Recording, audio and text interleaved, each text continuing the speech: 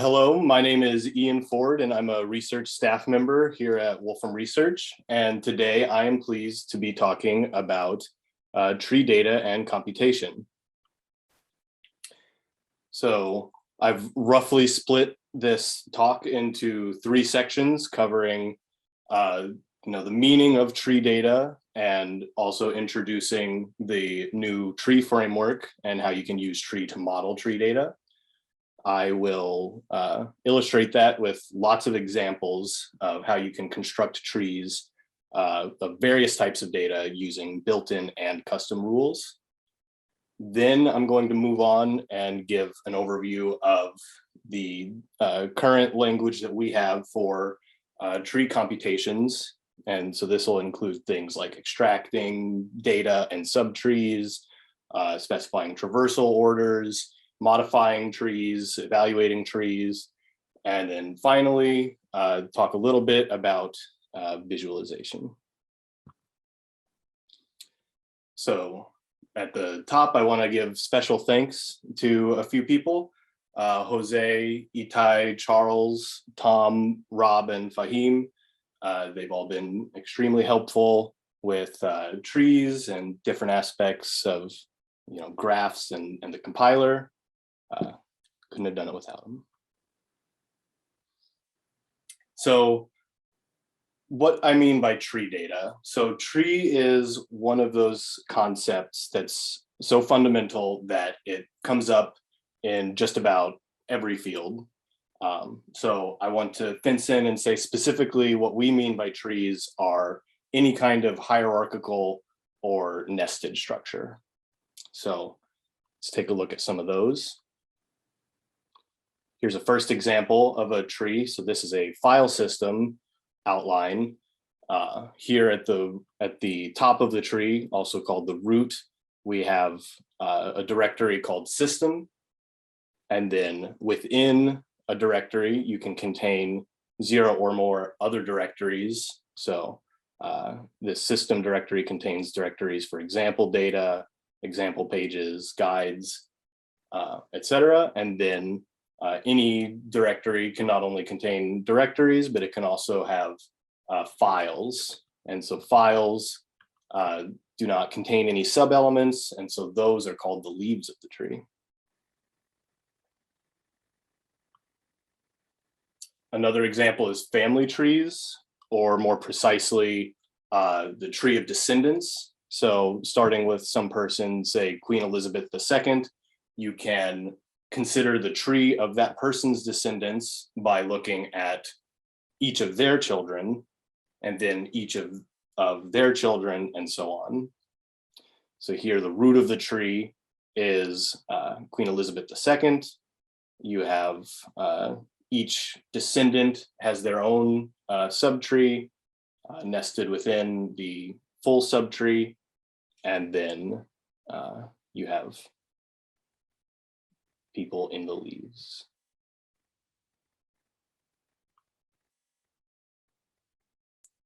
Another typical example is XML. So an XML document is another example of a tree. So here we have an XML document representing the sales of some famous paintings. So at the top, we have the entire document. So this whole document is a tree. Within an XML document, you have a series of elements represented using tags. So the first element is this representing the document type declaration. Then the body of the XML document is a series of opening and closing tags. So here we have an opening paintings tag with a closing paintings tag.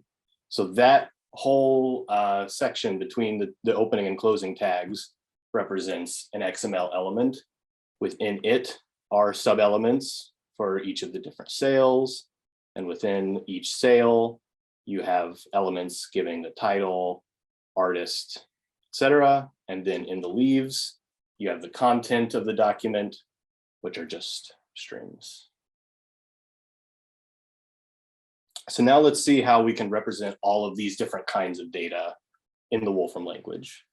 So tree gives a way to symbolically represent any kind of tree data like we just saw. So the one essential feature, or the first essential feature for a tree, is that it has to be able to contain sub-elements.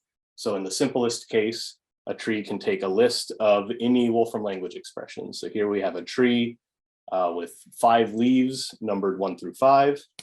If we evaluate this, we now get this lovely tree object. The other aspect is that elements can themselves be trees. So here we have a tree with a leaf containing 1, a second element, which is itself a tree, and then finally another leaf. So if we evaluate this, we get a tree with multiple levels because we've nested one tree inside another.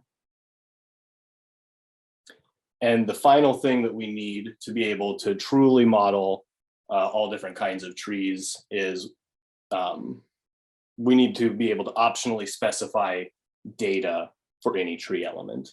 So leaves can be any Wolfram language expression, but we also support trees to store a piece of data, which can also be any Wolfram language expression. So here we have a tree with 3 sub-elements, which are the leaves B, C, and D, but this tree also contains a piece of data here, the symbol A. So if we evaluate that, we get a tree of size 4 where the leaves are B, C, and D, and the root contains A. So the data in a tree can be any expression at all. So we can represent any kind of data. And this syntax for tree allows us to express any kind of tree of data.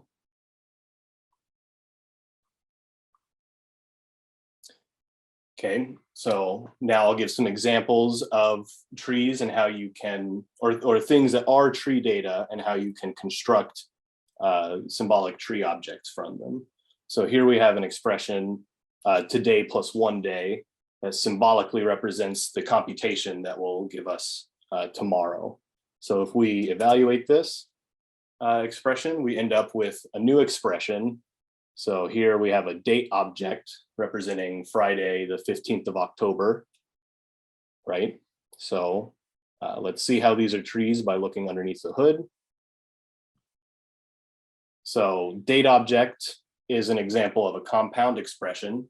And what that means is it's made up of sub-expressions. Specifically, any compound expression will contain a expression, x per 0, called the head, and then 0 or more expressions, x per 1, x per 2, and so on, called the arguments.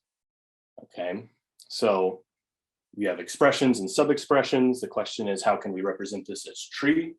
One way is to just take this x per 0, the head, and use it as the data. So you can do this using the function expression tree. So we say expression tree of Friday the 15th, and we ask for the heads, and we get a tree containing date object of the list 2021-10-15 and the granularity day. So that was the output expression, but the input expression also is a tree. It just evaluates to the other expression. So if we want to look at today plus 1 day as a tree, we can. We just need to make sure that we don't allow anything to evaluate. So we can do this again with expression tree by saying we're going to take the expression tree of the expression today plus 1 day, but leave the expression unevaluated. And then instead of simply using the heads of the expressions, we're going to wrap the heads in this invisible wrapper that prevents evaluation. So when we do expression tree now, we can see that today plus 1 day is also a tree. We have plus of today and a quantity of 1 days. We can use tree expression to convert a tree back to an expression. So if we do that, we can now see the full form of that expression, plus of today and a quantity of 1 days. And then if we release the hold, it evaluates to Friday, as we saw earlier. So that's one way to represent expressions as trees, using the head of the expression as the data. But it's far from the only way. So here's another way. We can notice that the head of an expression can itself be any expression. So we could create a tree in an alternative way by saying we're going to take the tree with some initial tree 0, corresponding to the head, and then 0 or more other trees, tree 1, and so on, giving the arguments. So this is very similar, but if we evaluate this tree, we can see it too represents this date object of the list 2021-10-15 with granularity day. Right, so I just want to pause here and point out the difference. So expressions can be represented as trees, and trees are represented as expressions. So when should you use one or the other?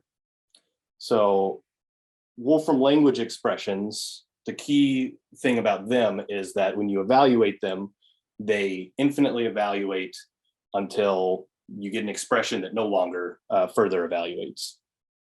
Right. With trees, we get to avoid any kind of difficulties caused by evaluation. So if you have a tree with some data, guaranteed, no matter what data you use in the tree, it cannot affect the structure of the tree or the data in any other tree. So that allows tree to be one of these stable symbolic representations. The other thing is that tree can have any expression as the data, whereas in expression trees, ultimately they're built up out of atomic expressions only. So trees allow you to distinguish between the underlying expression structure and the particular tree structure that you're interested in for your domain. So let's take a look at some more ways that we can construct trees. So one built-in way that we have is you can take any tree graph and convert that to a tree. So here we have this function complete k-array tree. We're asking for a tree with 3 levels where each child has exactly, or each tree has exactly 3 children. So we do that. And here we get this nice tree graph. You can tell it's a graph because it has a purple outline. If we wanted to convert that graph to a tree, we would use the function graph tree. And there we get a tree, as you can tell from the green outline. Let's look at a less trivial example of a tree graph. So here we're taking all of the large cities in the United States by population, and we're computing a hierarchical clustering tree. So what this is going to do is it's going to create a binary tree clustering together nearby cities. Maybe I shouldn't have evaluated this again live.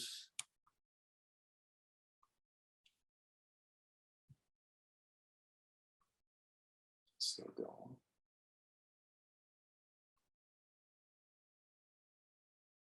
Yeah. So now we can see all of the large cities, and they're clustered together according to their proximity to each other. And we can also convert this graph to a tree simply by using graph tree. It's bigger. And now you can see there is the tree corresponding to that graph. Let's look at an example of using custom rules to create a tree. So a Wolfram Language notebook is written in Wolfram Language, so we know it's got to have some kind of tree structure. So we can use the function nest tree to construct custom or to construct a tree from any initial expression using completely custom rules. So we're going to take the input notebook, that's the notebook for this talk, these slides, and with a pair of functions, notebook children and notebook data, that tell you how to get the children of a notebook or the children of a cell, and we can get an outline of the notebook that way. Let's evaluate this. There we get the outline. So if we open it, we see the notebook consists of many cell groups.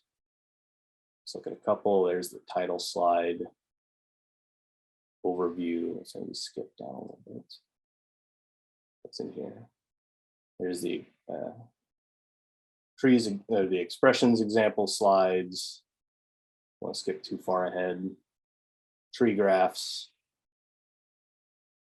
So that's pretty nice. And there is the code if you want to try that out yourself. Revisiting XML, let's see how you can construct a tree from an XML document. So you can import XML directly into the Wolfram language, and here we get a result as a symbolic XML expression. So again, we can see there's our XML document with the document type declaration, and then we can see lots of nested XML elements in here, right? So if we want to convert this XML into a tree, we simply need to define a pair of functions again that will say, given an XML element, how do you extract the sub elements from it, and how do you extract the data for it? So we evaluate that and we get an XML tree.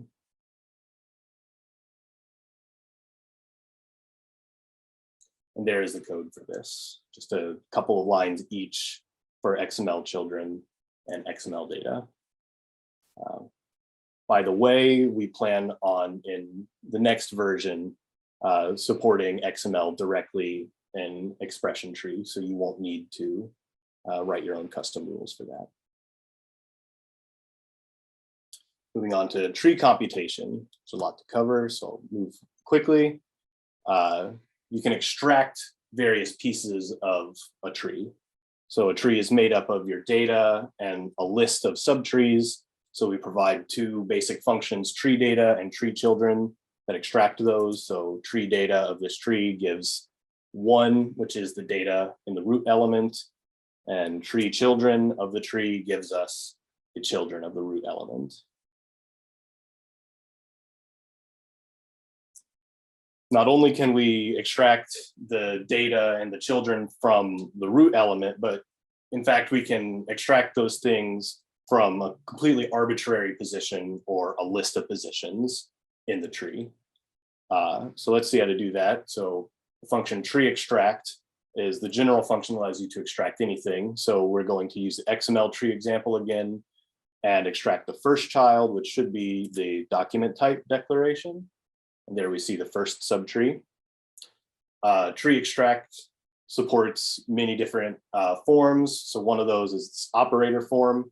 So you can say tree extract of 2, and then that is an operator that you can apply to a tree, and it will extract the second child. The other thing is you can use negative numbers to extract children from the end. So this would extract the third child from the end of the second child of the tree. So when we evaluate that, we get this particular sale of the portrait of Adele Bloch-Bauer I. And we can extract this more straightforwardly by just using a list of part numbers. So when we say list 2, -3, that means the same thing as above. We take the third child from the end of the second child of the XML tree. So we evaluate that, and there we get the tree again. And of course, you can give a list of positions. So here I'm extracting the document type declaration and the title of that painting. So tree positions allow you to very specifically and very flexibly define any position or list of positions in the tree that you're interested in. Level specifications provide a way for you to specify a list of positions given in terms of levels from either starting from the root or starting from the leaves. So here's an example of using tree level, and we say we want level 1 of the tree, so that will just give the children. You can also use negative levels to, instead of starting from the root, to start from the leaves. So here, asking for level -1, that will just give the list of all of the leaves in the tree. You can specify a range of levels. So here we're saying, give me every subtree on levels from 1 to -2. We evaluate that and we get that list of subtrees. By default, tree level extracts entire subtrees, but it is also possible to say, just give me the data at those levels. So if we do that, we get just the data.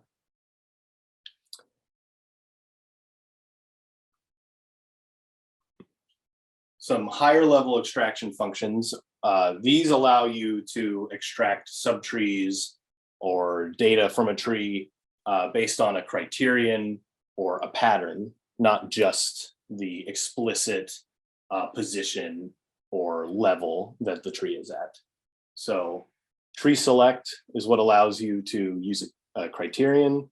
So if we say tree select and now use this function to select for all of the subtrees that have exactly 3 children. So we evaluate that and we get these 2 trees, both have 3 children, so that's good. We can also use pattern matching. So say tree position, and we're looking for all of the odd numbers. So what this will do is give a list of all of the positions at which data that is odd is found in the tree. And there we get a list of positions in a form that you could use immediately in tree extract. We also provide a function that gives you directly the matching cases. So if we say tree cases, and now say the XML tree, you can give a pattern here, and that will give you all of the subtrees with data that matches that particular pattern. So when I do this, we should get a list of all of the subtrees of the XML document representing different sales. All of these functions take a level specification. So say if you wanted to use tree cases to find all of the subtrees with even numbers, you could specify further, just say level -1, and then that will give you only the leaves that contain even numbers. So there we get the leaves containing 4, 2, 10, and 8.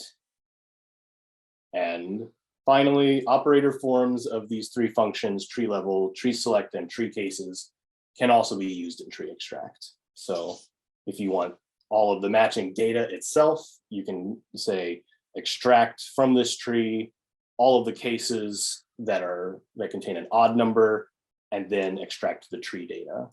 So when we do that, we get 1, 3, 5, 7, and 9. You can modify the data in a tree. So treemap will apply a function to all of the data in a tree. Here's an example of using treemap. So if we look at our clustering tree again, we have all of these numbers, and we'd like them to instead be the city names. So we first are going to extract from the clustering tree all of these labels. So we see that 28 corresponds to New York City, 31 to New York, and so on. And then we can use treemap to look up in this association what the name is for each tree or for each vertex name. So we evaluate that. And there we go.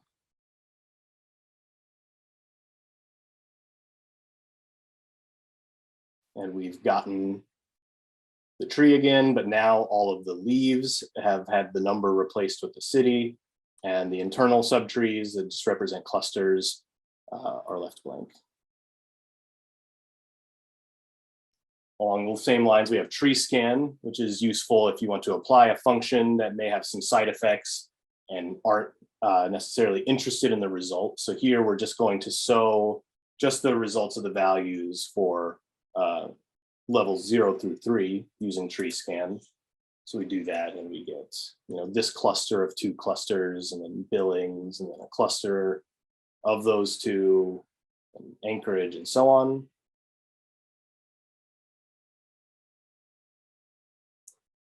In version 13, we added the ability to specify different traversal orders. So by default, all of these functions, treemap, tree cases, etc., they do what's called a depth first traversal. So if we look at this natural tree here and we just number the nodes in a depth first traversal, we see we get 1, 2, 3, then we move to the next sibling, 4, 5, 6, and then finally 7. Now in version 13, you can specify other traversal orders using the tree traversal order option. So if we say breadth first, we now get a tree numbered starting from the root and just going down each of the levels. So 1, 2, 3, 4, 5, 6, 7. Another neat thing about all of these traversal orders is that you can do the traversal order regularly, or you can do a bottom-up version that backtracks, or instead of going left to right, you can go right to left. So if we do a bottom-up, right to left breadth first traversal, we start down at the bottom. We go 1, 2, 3, 4, 5, 6, 7. The new function in 13 for modifying data in a tree is treemapat. So this is a variant of treemap where you give it the exact positions that you want. So here we're going to apply to position 2, 1. You see we've applied F to D. And of course, you can apply to a list of positions just like in tree extract. Tree replace part, tree insert, and tree delete have all been updated to support arbitrary positions. Let's look at one example here to be quick. I'll replace a tree with some new subtree. Some examples of taking a tree and computing a value from it. Say we have this clustering tree and we want to get a list of nested lists. So we can use the function treefold to evaluate this. And so we give a function for the leaves and a function for the other trees. For the leaves, we just want the data in the leaf, so I'll use identity. And then for the internal trees, I just want their children, so I'll use number 2 for slot 2. We evaluate that, and we should get some deeply nested list representing the clustering. Another example is applying some operations. So here we have a tree of some solid regions and different operations you can use on them. And using the new function CSG region, go see the talk about constructive solid geometry tomorrow if you're interested in that. You can apply these operations to the solid regions and we get the resulting solid region. There we go. And lots more uses for treefold. Tree visualization. Real quick, we've added the ability to specify the outline or the orientation for a tree. So here we're saying tree layout should be bottom, and we get trees oriented with the root at the bottom rather than at the top. If you're familiar with graph, you should be aware of graph layout. We also support tree layout in trees. So you could say tree layout goes to balloon embedding and get a balloon embedding. We've also added the ability to add style information. So here we've added a light blue background, removed the labels, and added some styles. So there's a summary of what's available, different ways of constructing and evaluating trees using built-in and custom rules, different ways to extract data and subtrees, modify the tree. In the future, we plan on supporting key value associations in addition to lists. That should give an easier way of working with things like JSON and decision tree. We are going to continue adding new built-in rules for constructing, evaluating, and transforming trees. Think of things like XPath for XML. We're going to keep adding new ways to visualize trees and improve the visualization we have, and also further integration with the Wolfram compiler so that you will be able to use trees in compiled code and have it be very fast. So sorry for going slightly over time. That's tree data and computation. I'm looking forward to see how people use trees, and I'm happy to take any questions here. Jonathan, let's start at the top. Family trees can go both ways in that they are considered graphs and not trees. That's correct. So in real family trees for human beings, rather than having a single parent, you have two parents. And also, of course, there's nothing requiring that it be a tree, because any two humans are going to be cousins, maybe very distant cousins. So you're going to have, in general, the graph will rejoin. And so in general, a family tree has the structure of directed acyclic graph, not a tree. Francisco asks, can we use trees to link entities? I think the answer to that is yes. Like you can use entity properties within, say, like nest tree and build trees containing entities, like the Queen Elizabeth family tree example. Jonathan Miller asks, is tree experimental in 13? Yes, tree was introduced experimentally in 12.3, and tree is going to remain experimental, at least for another version, until we can get association support. Manuel pointing out you can use GeoGraphPlot to visualize the tree of the largest cities in the US. That is correct and very interesting to see, although I didn't include it in the slide.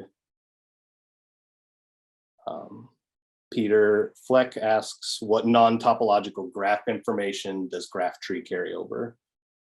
For example, labels and weights. Currently, graph tree doesn't preserve any kind of annotation that a graph might have. Perhaps that could be revisited in the future. At least for now, you can work around that, like the example I showed where you first extract all of the annotations manually, and then you can map those over the tree that you get from graph tree if necessary. That is a very good suggestion. Let's see, suggested tree does operate with associations. Oh yeah, so yeah, association support is coming, not in version 13, but most likely in the next version. So thank you for your questions. All right, thank you very much.